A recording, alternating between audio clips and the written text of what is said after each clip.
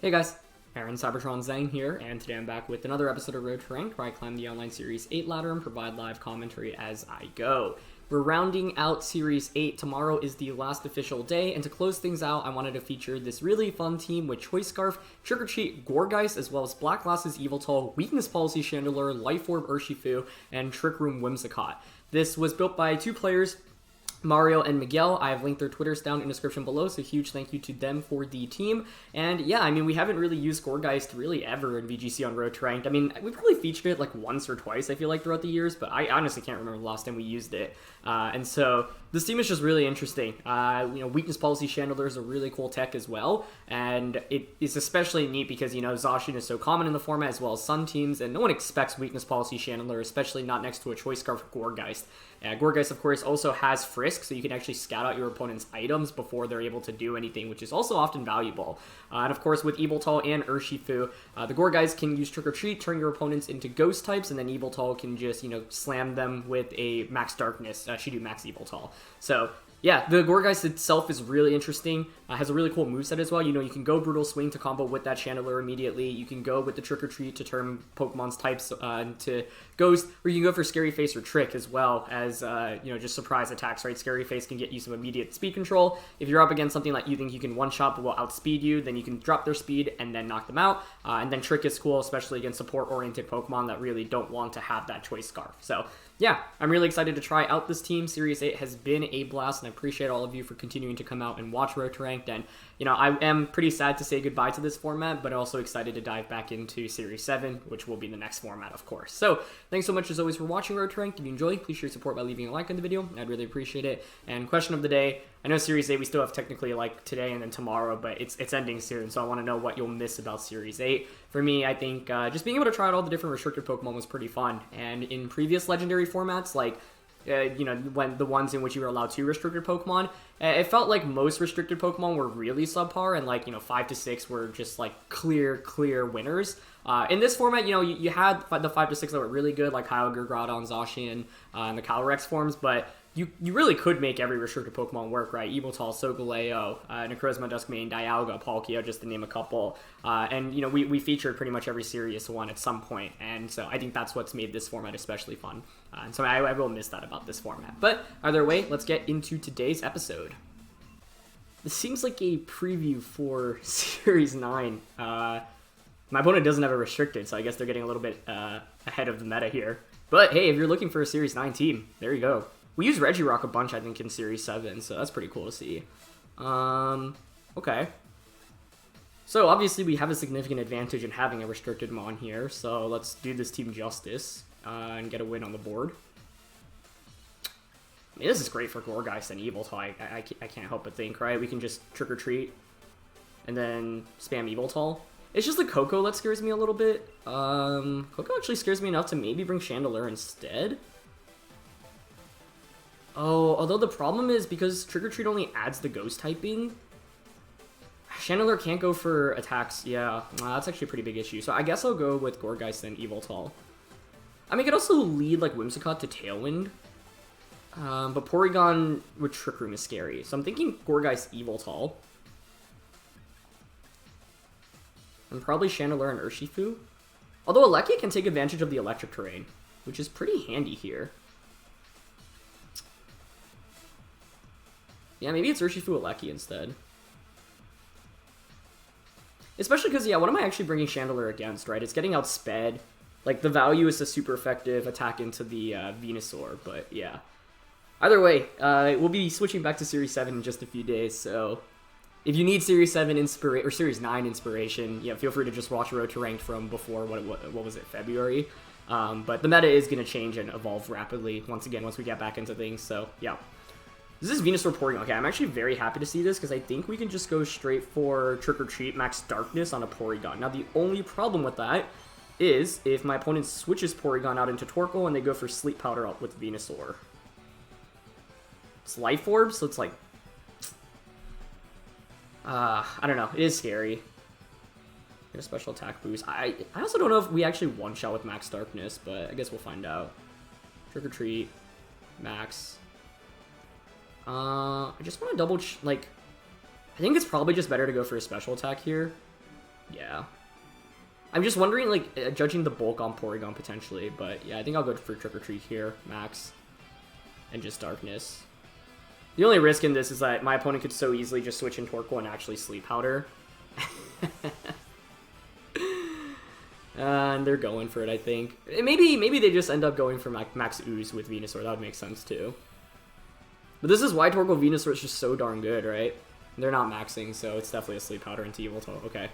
So if they miss here, it's a huge advantage, but it's frustrating because I could have just gone for Airstream onto Venusaur, but if I Airstream into Venusaur and they set up Trick Room with Porygon, Regirock just comes out and gives us a lot of problems. So there was no safe way around this, honestly. Yeah. And it hits. Okay, that's not amazing. Yeah, I mean, this is why Torkoal Venusaur is just so good. You, like, with Life Orb, you have the option of maxing or just attacking turn 1. My only way around something like this is leading Whimsicott and Tailwinding, but like I said, it doesn't cover for both Porygon and Venusaur. So, it's obviously not the ideal turn 1 there, but it is what it is. I'm gonna stay in here. Like, we're basically hoping to wake up early right now, right? I think if we get an early wake up, we're still very easily in this. Now you max Venusaur, though, yeah. I probably should have just Airstreamed Venu rather than Darkness here, because they're probably just going to ooze the Gourgeist anyway. Although, I don't know if that KOs, actually. So, the odds of you waking up after a turn 1 Sleep Powder is actually 50-50, including when you factor in accuracy with Sleep Powder. So, you know, it's literally just a coin flip here. Yep, they're going to go for Ooze. I think we should survive this, but then we're going to... Okay, they actually target Yveltal, so that's good, too. That makes sense. Yeah, so we're hoping for a wake up here. I think if we wake up, we're honestly totally fine. So, but like I said, it's a 50-50. Nice, okay. Yveltal manages to wake up, sweet. I mean, this is why it is such a high variance strategy, right? To go for Sleep Powder turn 1, because... Yeah, half the time your opponent will just wake up after turn 1, even if you connect. Sorry, that's not necessarily correct. Half the time you miss or your opponent wakes up after directly after turn 1. It's the combination of those. It's going to be a huge eruption here, but Yveltal survives. Okay. And this is good, right? Because now I can bring in the Urshifu, and we have Urshifu next to Yveltal. Things are a little bit laggy today, by the way, so I apologize for that. But we can just bring in Urshifu now. Well, they have Koko, actually, so we should go Alecki, right? My only hesitation with the Alecki is I don't know if I can knock out Porygon. But if they actually brought Koko as their last one, that's a really impressive call on their end. Because I was expecting Regirock based off how the lead looked. Okay, nice. Yeah, we wanted Porygon to come back out here, so that's good. We have Life Orb Close Combat. Does that one-shot Porygon too? Might be based off how it's trained. I don't want to double up here and let Torkoal just get a huge Heat Wave off against me. So I think I actually will split my damage here. Go for a Max Darkness onto the Torkoal, Close Combat onto the Porygon. It's Life Orb Close Combat, so I'm thinking I might just one-shot Porygon, honestly. And they don't protect Torkoal, which is a good start. Okay, Porygon hangs on. It's not ideal. I had to split my damage here, I think, though. Yeah. So Yveltal's putting in the work, just picking up the knockouts here, which is good. The interesting thing is now I can just Sucker Punch the Porygon, right? And if you recover, I can just KO you with the Yveltal. But Trick Room going up never bodes that well for us, because you typically want to outspeed with this team. But there was no way around it here, unfortunately. What is that? Regirock? Okay, it is Regirock. So Sucker Punch here. Porygon's going to try to recover, presumably. Regirock can Body Press. I have Foul Play. Porygon surviving there is such a bummer. Does have a special defense drop. So I'm thinking here, you recover and then try to knock out Urshifu. So I want to switch Urshifu out into Alecki. And go for Dark Pulse here onto Porygon. Either way, I don't know. I mean, I'm trying to think how I could have played better around Venusaur turn 1. But there's no solution that beats both Venusaur and the... Yeah. Okay, they're going to go for Brick Break. That's fine. Wow, and they just opted to Ice Beam. But they doubled up onto Urshifu. Okay. Brick Break is scary, though. So then the question is... It's a 2v1 now. If I actually just stayed in and Sucker Punched, I think this was actually just game over. But I think it's fair to assume they might consider recovering that position. I don't think Brick Break one-shots Urshifu, I have to be honest. I'd be very surprised if it did, honestly.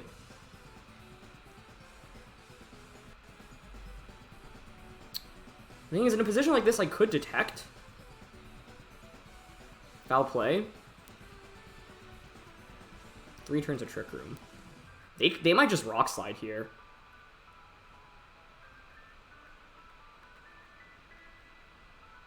I feel like Close Combat should definitely KO. Close Combat Sucker Punch here. So I think I'm just going to Foul Play Close Combat here. They might just go for a Rock Slide Flinch. We'll see. Okay, yeah, they're going for it. Oh, gosh. That's why I didn't want to Protect there, though. So if we don't flinch, I think we're good. But odds of flinching are decently high. Okay.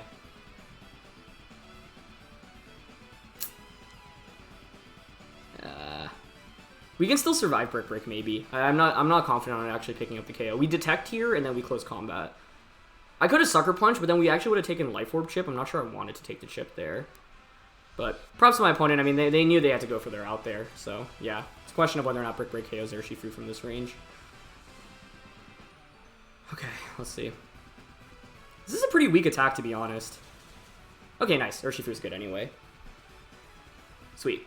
When Life Orb Close Combat comes out. Not enough for KO, but Wicked Blow will be enough. You can see how bulky Pokemon like Porygon and Regirock are, though. So, yeah, I mean, this was a scary game. It basically felt like a 50-50 after turn 1, or turn 2, right? If I wake up, I win. If I don't, I probably just lose outright. Because then you just do so much damage. You can just get a Vine Lash off the subsequent turn. So, yeah. For, you know, a team that didn't have a restricted Mon, you can see how strong Torkoal... Like, that's why Torkoal Venusaur was so good in Series 8, right? You don't need a restricted Mon with that combo. You can still just bring it out anywhere. So, yeah. Like, you know, it feels like you typically should win against a team without a restricted Mon, but to be honest, like, Porygon, Torkoal, Venusaur, like, these were some of the best Pokemon in Series 8 as well, right? And in fact, if you look at, like, the team that won the Players' Cup 3, for example, yeah, you know, Torkoal Venu, just such a stable mode. And just puts in so much work. So there's no way, like, that's why Venusaur Porygon is so strong. Going in, and like that's great prep for going into this next format, right? You should expect Porygon plus Venusaur and Torkoal stuff. Because the reality is, like, it's really tough to cover for Venusaur Porygon as a lead because your opponent can either set up Trick Room and then sweep you under Trick Room, or they can switch in Torkoal turn 1. Now, I think Sleep Powdering turn 1 is always really risky because, yeah, like the odds of you, as I mentioned, waking up after turn 1, yeah, I mean, basically the odds for your opponent, for you to hit Sleep Powder and then for them to stay asleep for 2 or 3 turns is 50-50, right? And Venusaur often missing a Sleep Powder turn 1 is so high variance. Like, you know, if I max Airstream Venu turn 1 and they miss, like, that's like, it feels like it's game over instantly, right? It's very difficult to come back from something like that. But in the position that my opponent was in, that made a ton of sense. You know, it easily could have gone the other way, though, right? Where if I didn't target Porygon and then they just Trick Room a Porygon, Regirock probably sweeps me under a Trick Room. So that's why I'd rather at least try to deny the 100% Trick Room rather than, you know, play around Sleep Powder based off the leads. But of course, you know, I could have led Whimsicott. That could have put in some work. But yeah, I don't know. That was definitely a scary game, but glad to, you know, do some work with Trick or Treat. And fortunately, Yveltal was clutch and, you know, managed to get that 1-turn wake up for us. So yeah. Getting into things here, and this is a really interesting team. I feel like the last couple days on ladder are super interesting just because everyone's just trying out whatever at this point, which I can totally respect. So my question is, can we do some fun stuff with Gourgeist? I feel like the answer should be yes, because they have no way to really deny Gourgeist early.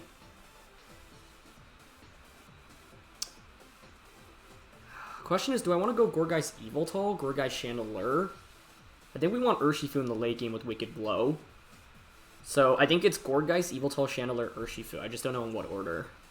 I think we lead Gourgeist. I just don't know if I want to go with Yveltal or Chandelure here. I lean towards Yveltal a little bit more. The only problem is if my opponent leads that Zacian. Something like Zacian Garchomp actually seems like a really strong lead by my opponent.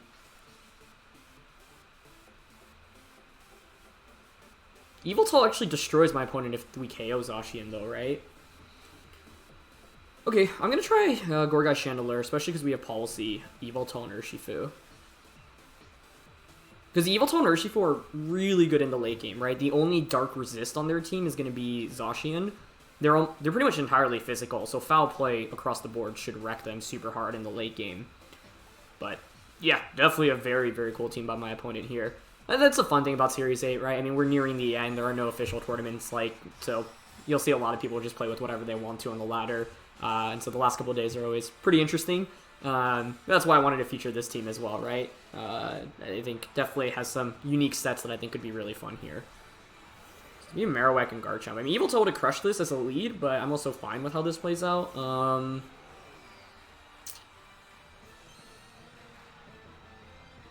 What's interesting here is... Okay, so it's Thick Club and White Herb. Wait, White Herb is actually a really big issue, because my initial plan was to just... Scary Face it. Because now if you're my opponent, you want to, what, maybe Max Quake into the Chandelure? Honestly, want to switch Chandelure out into Yveltal. And go for a Trick or Treat onto the Garchomp. The tough thing here is if I lead Yveltal, my opponent leads Zacian, that's really bad for us. But if I lead Chandelure, Chandelure's not great here. Actually, Chandelure would have been fine, to be honest, if they didn't have the White Herb on Garchomp. So that's where Frisk is really valuable. But if we know, Garchomp's any other item, turn 1 we can just Phantasm into Marowak, Trick or Treat onto the... Or not Trick or Treat, Scary Face onto the Garchomp. That drops them to -2. If we can knock out Marowak, and then you would probably activate our Weakness Policy as well the subsequent turn. Let's see. Alright, they switch Marowak. Zacian coming in here would be kind of awkward, but it's going to be Bronzong. Okay. So now Yveltal's in a pretty good spot regardless of what they go for. Garchomp, interestingly enough, does not max, which I'm actually really surprised by. Okay. I'm just going to Earthquake. Alright, that's not bad. And I know the lighting's a little bit subpar right now, so I apologize. I've been switching rooms a bunch in these last few days. You can Trick or Treat onto Bronzong, make this 4x super effective. I'm kind of down for that. Look, the main thing we don't want right now to happen is, what, for my opponent to get Trick Room up, right? Because then Marowak actually sweeps us under Trick Room. So as long as we deny Trick Room, I think we're good. So I'm down to Trick or Treat here onto Bronzong, and then just go for a... I don't know, what would do the most out of these? Dark Pulse, I would think, right? Alright, let's try that out. Earthquake makes sense if you're just scared about, the Chandelure. Garchomp switches out, which I'm fine with. Zacian comes in, perfect. This is why we didn't want to max this turn specifically, too. Because if we max this turn, then Zacian just one-shots us the next turn, and that's really bad for us, because we can't protect. So, yeah, this is what I wanted to feature with the Gourgeist Yveltal combination. So a bunch of Trick or Treats coming out. Now we get the Dark Pulse as well. There's Psychic and Ghost type. Beautiful. So now the thing is we have to deal with the Zacian. Trick or Treat actually doesn't really give us any value against Zacian at this point in the game. Well, I suppose it helps in dealing with it with Yveltal. But we're going to have to get a little creative right now. The main thing I want to do is actually switch Gourgeist out. So then I can go for Scary Faces. Because at best, the only thing I'm doing right now is going for Trick or Treat on a Garchomp, right? Kind of expect the Behemoth Blade into the Yveltal slot.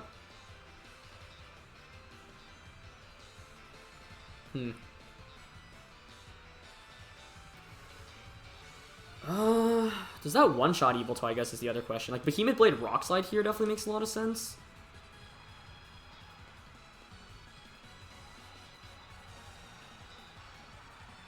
I don't love this play. I think I should have, switched Chandelure in. The main thing I'm trying to do here is get the Scary Face off. Because I wanna bring Gourgeist back in for Scary Face, because there's no way my opponent's ever going to expect that. They're going to max Garchomp, okay. It's fine by me. So we're playing towards a Chandelure sweep right now. We've gotten the Scary Faces off. Sorry, we've gotten the Trick or Treats off. We know they have Marowak in the back. I just, feel like I should have conserved Yveltal better here. But I'm not sure what the best path for that was. Oh, they have Wild Charge. Wow. Wow. And they crit us. I was guessing they'd KO at +1 anyway, but I definitely was not expecting that. Max Steel Spike. Very interesting. Whiter, Max Steel Spike, Garchomp, okay.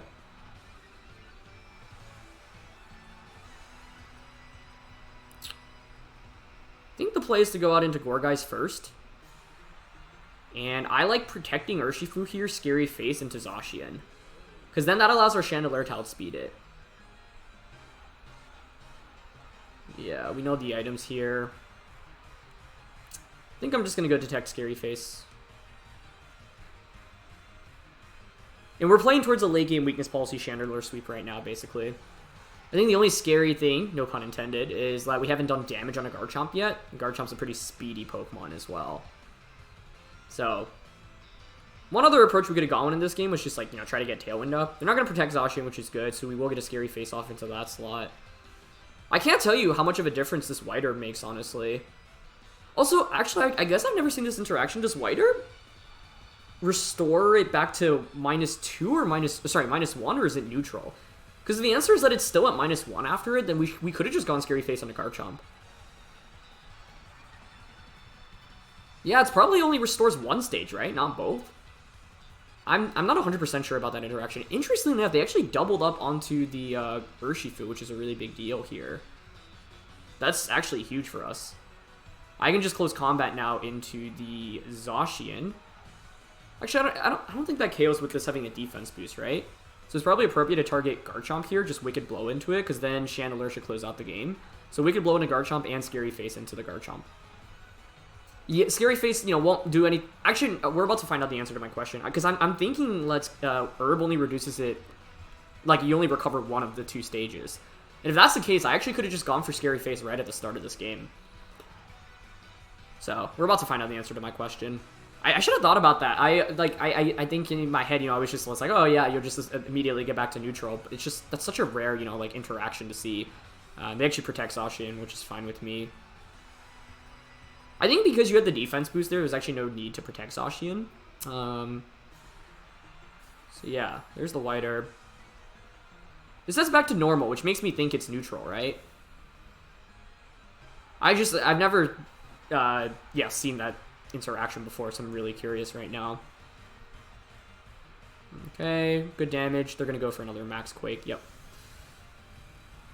Onto Urshifu. I've done what I needed to in this game, though, which was stall out my opponent's Dynamax. Like, that's how we wanted to play this match. You can see how this team has some pretty interesting answers, right? Like, Chandelure alone is really nice into Zacian, because Zacian can barely do anything into it. Now, my opponent has Wild Charge in this case, so, like, they can do something against it, but, like, it's not that scary. If I'm my opponent right now, I am, what, switching out the Zacian? Earthquaking? I can't Trick or Treat right now, unfortunately. And I don't know if a Phantasm one-shots Garchomp from this range. Yeah, it does bring it back to neutral. Okay, that's what I thought. +2 special defense, I honestly don't think we'll KO.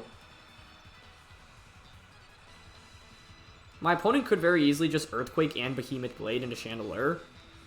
We should survive Earthquake pretty easily, though.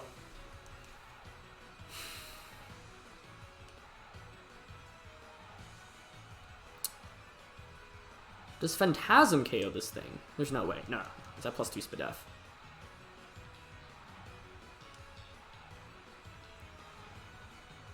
I'm going for Phantasm onto Zacian, expecting it to switch out here. Yeah, okay, nice. I think actually one interesting play we could have done there was Scary Face onto the Zacian, because then even if you don't switch out, you're going to Earthquake most likely, and that would activate my Weakness Policy. Now we should sweep through with Weakness Policy Chandelure in this late game, but if my opponent actually just stayed in with Zacian there, that could have been pretty scary. Although I guess the problem with my opponent making that play is, yeah, you don't want to Earthquake your own Zacian in that position.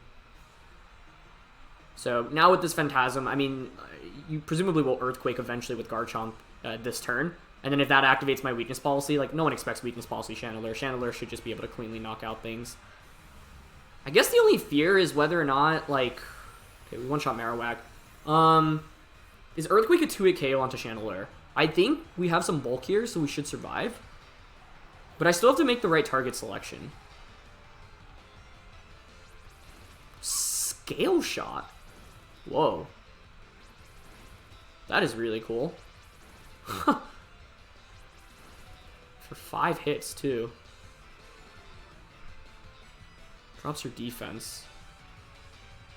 Increases your speed. Scale shot plus... Wow. Zacian comes out. Now, presumably Zacian's going to protect here, right? You know I can Scary Face Max Flare you. I mean, this is the slight downside with Gourgeist, right? What are we doing after the first 2 turns? I've dropped your speed to -2.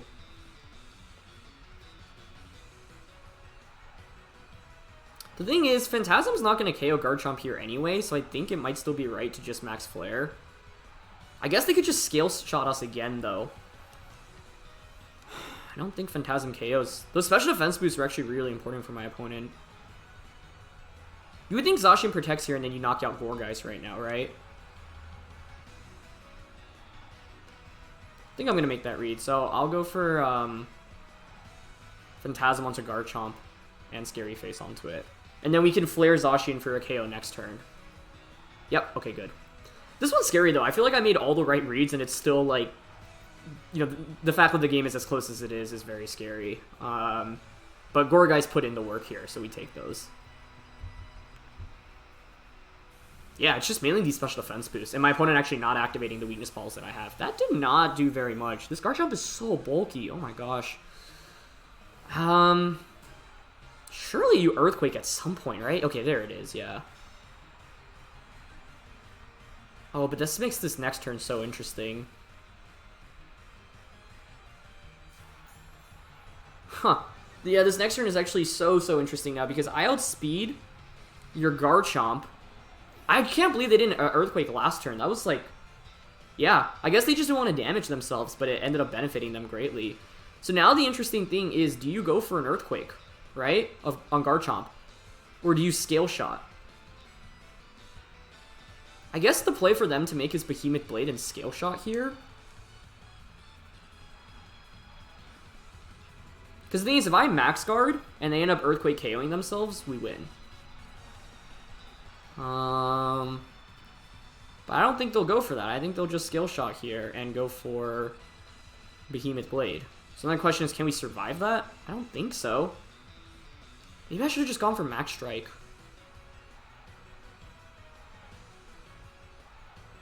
I'm going for Flare here, but I think this Garchomp actually was just too strong. Oh, they actually Wild Charge instead. Okay. If I went Max Strike twice onto Garchomp, that might have been the play. I just don't know if that actually would have KO'd. This Garchomp's bulk is actually ridiculously strong. So let's see what they went for here, whether or not it KOs. Did they go for Earthquake? Scale Shot. Does that do enough? I think it might. Is this guaranteed to hit 5 times? I actually have no idea. That was so close.